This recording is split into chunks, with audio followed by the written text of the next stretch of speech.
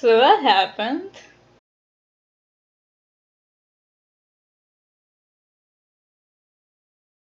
Hey, it's me, Poli, again, getting ready to talk about this damn warrior cats for who knows how long, even though last time I was like, oh, I don't think I'll do this again, it's weird, you know, like a liar. But then Darkness Within gets released and I read it and I have to talk about it. Before I dive in, I'm giving you a solid spoiler warning because there's no way I can talk about this book without spoiling it. So if you haven't read Warriors, The Broken Cut, Book 4, Darkness Within, and you don't want to know what happens, then run, go, be free. Just don't watch this.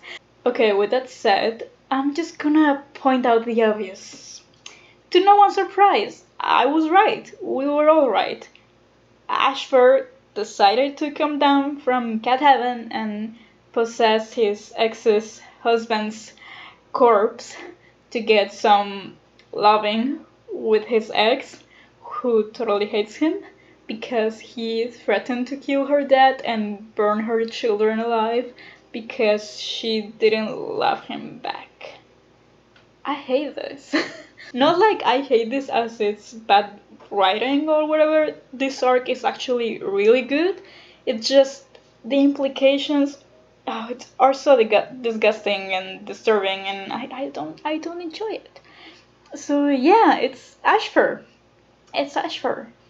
This is revealed in the first chapters of the book, and Scorflight actually seduces him into confessing in front of all the other leaders, which I thought, one, God, that is so dangerous to do, and two, what a bitch! Like, what a bad bitch! Like, she knows what she's doing, she knows her power, and like, holy shit, Scorflight, you're okay, I respect you. I'm gonna assume you're all caught up with what's happened in this arc. If not, then I kinda made a quick rundown in my first video talking about the broken code, so I'm just gonna link it somewhere here so you can just go there and have more context on what's happening. But yeah, Ashfur is an abusive piece of shit, to no one's surprise, but now he's like you thought trying to burn 3 young adults alive in front of their mother was bad? Honey, you know nothing. It's no. No one in the clans trusts Shadowsight anymore because they believe he willingly helped Ashfur kill Bramblestar, or he was raised to be Ashfur's puppet now because Ashfur's been manipulating him since he was an apprentice. So okay, here's my first issue with this book. Like I like this book. It's a good book. But here's a big issue that I have. We are told that no one trusts Shadowsight because he's too close to Ashfur or whatever, and they strip him from his medicine cat title and he goes back to being an apprentice, and even his mentor barely talks to him, and his own clanmates believe he's bad because of Ashfur. So Tigerstar, Shadowsight's father, is like, okay son, now that you're a medicine cat apprentice, I'm gonna have you do this one chore, and that is cleaning, feeding, and caring for Ashfur. You know, Ashfur, your abuser. Your abuser who has manipulated you and psychologically abused you and tried to murder you and then left you for dead for a week to the point your wounds started rotting and you had maggots all over. Yeah. What world? In what world? What? I kept reading the book, and when Shadowsight had to go and clean Ashfur and feed him and all that, I just kept thinking that was the meanest thing you can do to an abuse victim. I know I'm getting into heavy topics very early on, but this happens very early on in the book, and I just hated all of it. I strongly believe it will be a better call if Tigerstar was like, no, just do normal apprentice tasks. And Shadowsight were the one to be like, no, you know what? Let me take care of Ashfur. Like, out of spite? Like, fuck what everyone thinks, and fuck Ashfur too. I'm not gonna let him get to me. I'm not gonna get my clanmates think get to me, instead of forcing him to tend for his abuser daily. And Ashfur, God, Ashfur was horrifying in this book. Every day Shadowsight went to visit him, he would do and say the most disgusting things to Shadowsight just to get under his skin.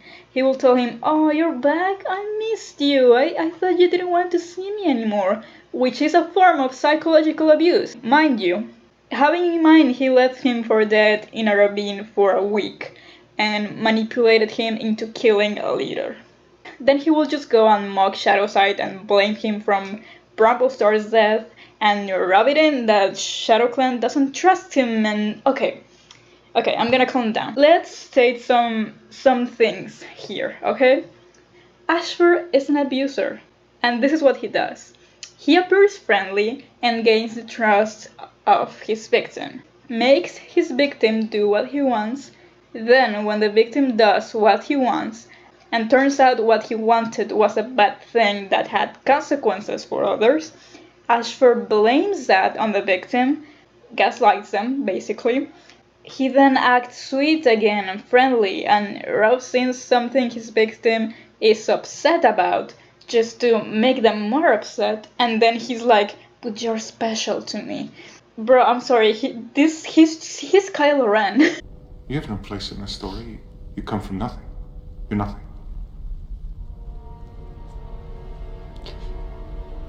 But not to me. It's such a shitty pattern of abuse. He did this with Bristlefrost in the Silent Thaw. He does it all over with Shadowsight. All the scenes with Shadowsight and Ashfur in them had my skin crawling. No one trusts Shadowsight, and Shadowsight is forced to take care of his abuser daily. It's horrible. The only cats who do still believe in Shadowsight are obviously his boyfriend Rootspring and Squirrelflight, who actually tells Tigerstar not to punish him like that, that she's the one that should hold a grudge against him. But she doesn't, and Tigerstar doesn't give a fuck, and he just keeps him there, and I hate it. Shadowsight deserves better, and I hope he gets better by the end of this arc. Just give him a hug.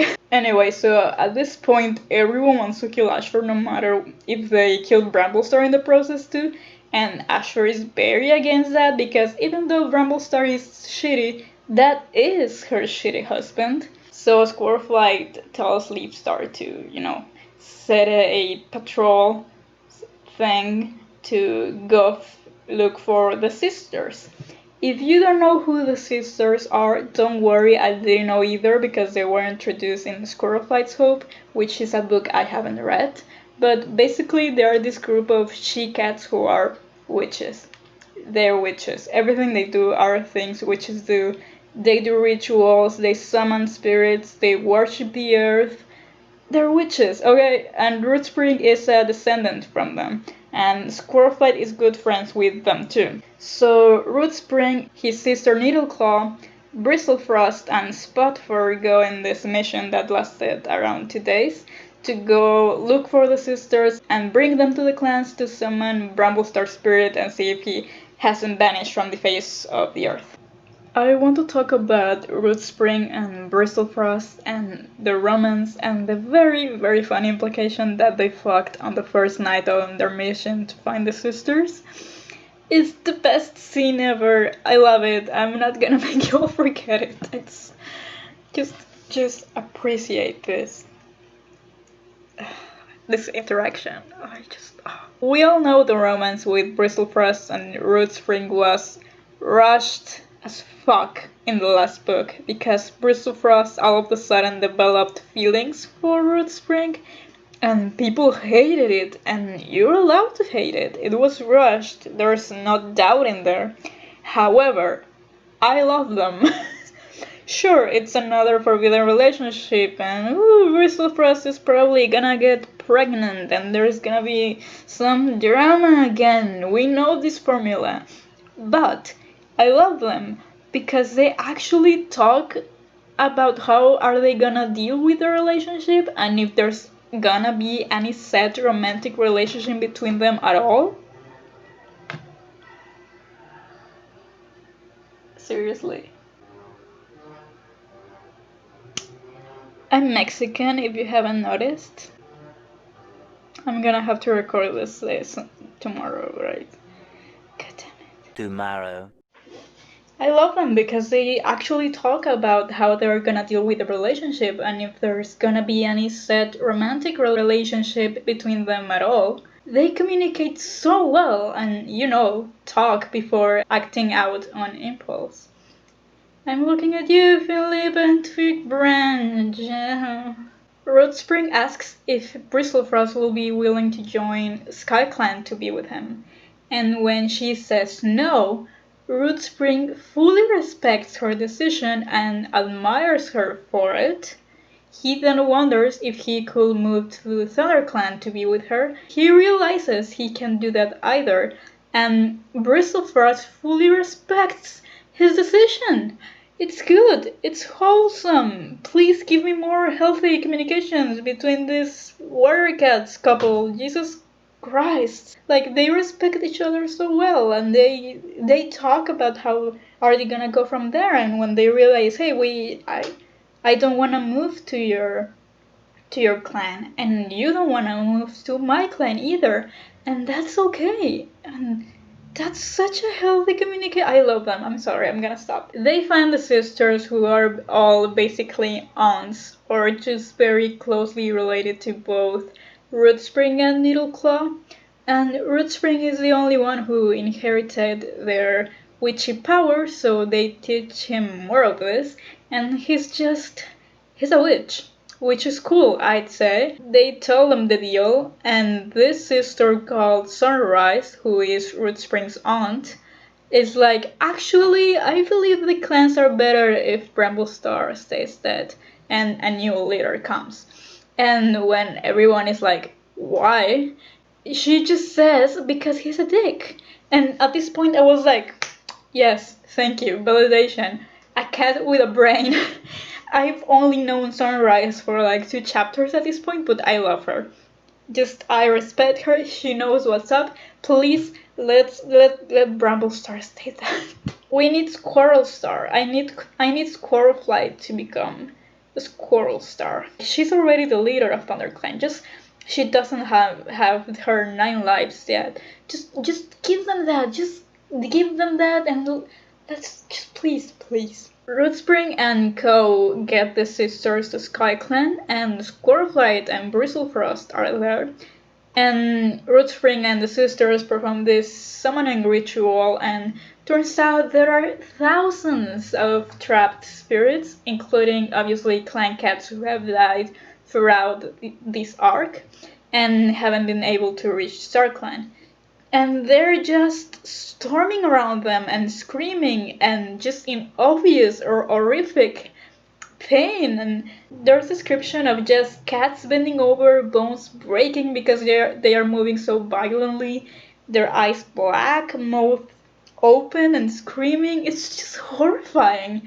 And Rootspring manages to see Ashfur sitting just in the middle of this storm of screaming corpses, and he's just smiling like he's not affected by it. And everyone is like, okay, what the fuck? They tell Squirrelflight they didn't see Bramblestar, so all the leaders are like, okay, time to kill Ashfur now. And Leafstar, Hairstar, Tigerstar, Mistystar, and Lionblaze, in the place of Squirrelflight, go to Ashfur's prison to murder him. So they go on their way. At the same time, Squirrelflight is on her way to the Moonpool to grieve because her husband is going to get super murdered, and at the same time, Shadowsight is with Ashfur in his prison den, and Ashfur is like, hey, they're coming to kill me, and Shadowsight is like, yeah, no shit, the Bramblestar is gone, there's no reason to keep you around anymore, and Ashfur is like, haha, so you think. So, his body starts to morph and transform in the creepiest way just in front of Shadowsight. And Shadowsight is like, okay, what in the hell? And turns out Ashfur somehow has consumed in some way all the spirits he's killed, or that he's trapped in the living world inside of him, and he can just transform his body or Bramblestar's body, whatever, into them like he can shapeshift into the spirits he has inside of him and make them talk, but he's still in control of them. So at this point, Ashfur is just, I picture him like the amalgamates from Undertale or Envy from Full Metal Alchemist. That's Ashfur right now. That's who he is. That's what he's doing. Turns out, obviously, Bramblestar's spirit is inside of Ashfur, so he's still alive. He's just not showing around because he's trapped inside of Ashfur. And the real Bramblestar manages to tell Shadowsight when Ashfur is like, okay, I'm gonna let you talk to Shadowsight for like 5 seconds. Bramblestar is like, hey, don't kill him. He has a plan and he needs me for it. But if you kill my body, I won't be coming back. Which I find pretty stupid because if Bramblestar had a brain, or if he was a decent cat being, he will be like, okay, this dude needs me for some plan. Kill me so he doesn't get through with it. But instead he's like, no, don't kill me because he needs me for his plan. So it's like, what? Like there's this scene, Ashfur tells Shadowsight like, oh, all this will be over if Squirrelflight just came with me and became my mate and we get married and whatever.